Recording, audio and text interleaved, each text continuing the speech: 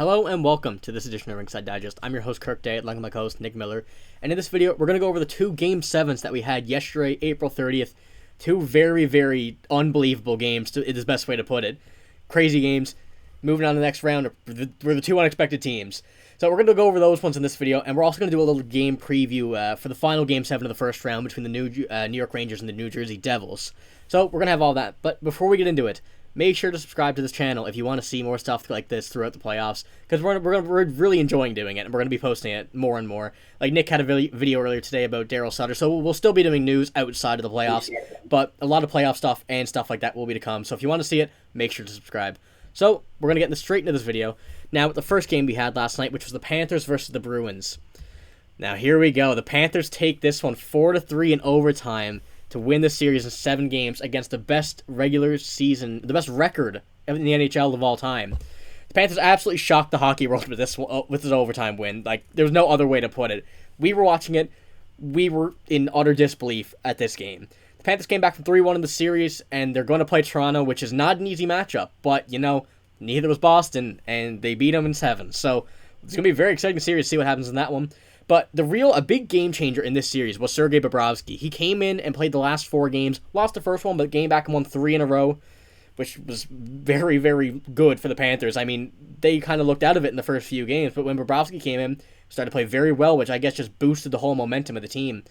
But one thing about the Bruins here, you got to really feel bad for Bergeron. You know, he came out and said he had a herniated disc. Like, that's absolutely crazy that he even played on it in general, but you know he wanted to play this whole series, and you never know what would have happened if he had. He's one of the best centers of all time in the NHL, and it just sucks that this could be his final year in the NHL, like he's been thinking about it, and he goes out that way, you know, as hopeful as it was looking, so it just really does suck. No matter who you're a fan of, if you hate Boston, you love Boston, Bergeron is one player that I don't think you can hate on this team whatsoever. But what do you think about this game, Nick? This absolutely crazy game. Yeah, I don't know. It was shocking to me. Like, I remember my jaw just dropping when that puck went in overtime. Hell of a goal. Like, it was a great screen by Tkachuk there. Picked up a point on the last goal. Matthew Tkachuk and Brandon Montour and Sergei Bobrovsky, MVPs of this series for the Florida Panthers. Stars 1, 2, and 3 in no particular order. But Brandon Montour, 5 goals in the series. Like, they got everything they needed and more from every player. Like, Florida was not supposed to be in this series. If you had Florida in your bracket, you're either A, Panthers fan, or B, you're lying. That's just the way it is. It's the way it is, right? Like, if you had to pick Florida, you'd be insane. But they did it. It was like the Columbus Blue Jackets. Well, I mean, that was a little bit different. That was just like 4 straight games, but against the Lightning. But in this game, I felt so bad for Bergeron at the end with that image of him just like staring with like his eyes wide open, his mouth wide open, like everything at the end of the game. He just didn't believe it. And as a Habs fan, Patrice Bergeron, and I believe Noah said the same thing, was the only Bruins player I respected when I was a kid. Like, I always respected Patrice Bergeron. Like, always. He's been such a good captain for the Bruins the last few years. And if Charles wasn't there, he would have always been the captain. So it just sucks to see him go out like this. The Florida Panthers, though, you cannot take any credit away from them. They played their hearts out, and honestly, it may say the Bruins out. It may say in the stats the Bruins outplayed the Panthers, but for me, I saw all the urgency from Florida and no urgency from Boston. Yeah, I completely agree with you on that. And I gotta say, Matthew Tkachuk in that post-game interview, he seems like a great leader, even though it's only his first year in Florida. And, like, not even the captain.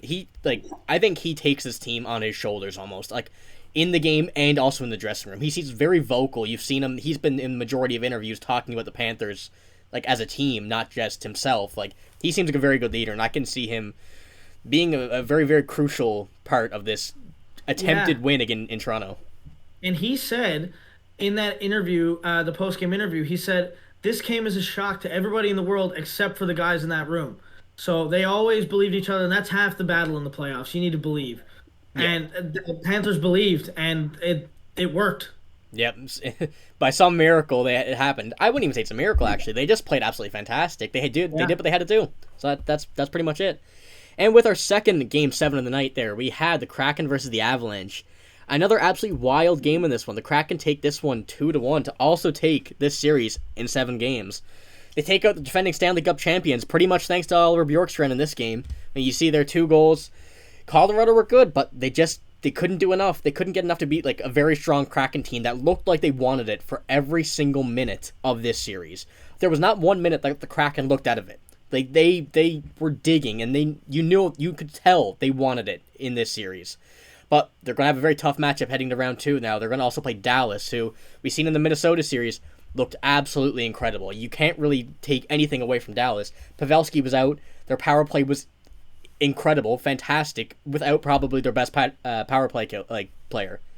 It's going to be a very, very tough matchup for Seattle. I'm looking forward to it, to be honest with you. Yeah, I'm looking forward to that as well because I would consider Joe Pavelski as well as one of the best power play players in the NHL. Probably the best hand-eye behind Sidney Crosby, or maybe he rivals Sidney Crosby, judging by what we've seen in the past years with Joe Pavelski. But about this series, Seattle looked like the better team.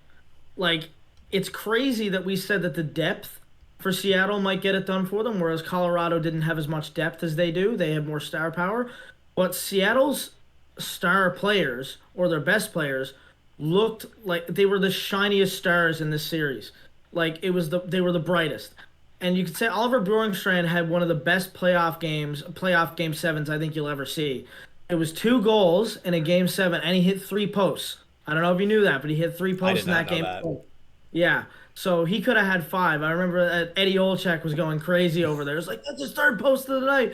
And they were going crazy about it. And I was going crazy watching it because, like, that game could have been so much more spread apart because Colorado didn't look like they had the animosity they normally would and, like, a ferociousness of a playoff game.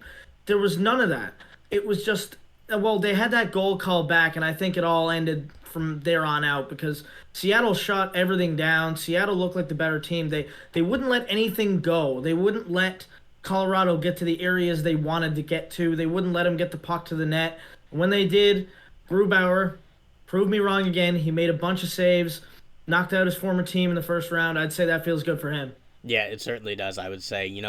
I thought people always play good against their former teams, especially in the playoffs, and this one really mattered for them. So, good on them. Very good series as well, and we're looking forward to the next one. So, that's all we had for the playoffs games yesterday. We have one more Game 7 of the first round, which is the Rangers versus the Devils, and that one's tonight. So, we're going to do, it's about 2 hours until puck drop here. So, we're just going to do a little preview before the game starts. So, in this preview, it's pretty much just the game stats. You can see the Rangers looked better in pretty much every stat this game on paper.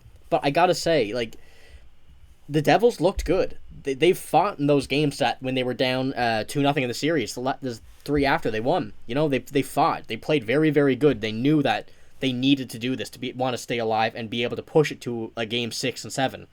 But the lineups are expected to be the same for this game. I don't think there was any injuries reported, so I wouldn't expect many changes, because both these teams have had success in this series. And I would expect also Akira Schmid and Igor Shesterkin to be starting because it would be dumb not to start them. They've been both fantastic in this series, and I think they're going to be pushing the rest of the playoffs, whatever team makes it. I don't think it's going to be much of a change in that aspect, and the line's probably going to be the same. So, Nick, what do you got in this game? What do you think about it? Got any predictions? Yeah, I'm going to take the Rangers solely because of playoff experience. I know I said that before the series, too, about the playoff experience, but it is a factor when you get down to crunch time in a Game 7 and, like, it's the last 2 minutes of the game and you got the jitters on the bench. Patrick Kane doesn't have that. Yep. Vladimir Tarasenko's a cup champ. He doesn't have that. Like, some of those guys have been there before. Like, they know what it's like. Whereas the Devils are a little bit of a younger team. Like, you got guys like Dawson Mercer. Jack Hughes' first playoff. Like, you know what I mean? But I've got the Rangers because of that. Although I could see it going other way because I think those stats that you had there, they were heavily driven by games 1 and 2 from the Rangers because they were so lopsided in those games. But since then, I think New Jersey has overall looked like the better team. I think that maybe New Jersey would have an advantage in some of those categories if those games were even maybe even a goal closer. You know what I mean? So I would like to say that the Rangers have looked better in this series because they were my prediction. But I really think the Devils have looked better. But in the end, I do have the Rangers winning. I know that sounds confusing, but I do have the Rangers winning in 7, like I said, my prediction. This has been a great series. Definitely, we were talking about it earlier, the most competitive series we've seen so far, in our opinions. But I think that the winner of this series will be going to the conference final, and I don't think it's going to be close in the next series, to be honest. I do agree with you on that as well, the series. And I do have the Rangers as well tonight. You know, my bracket, I had the Devils in 6.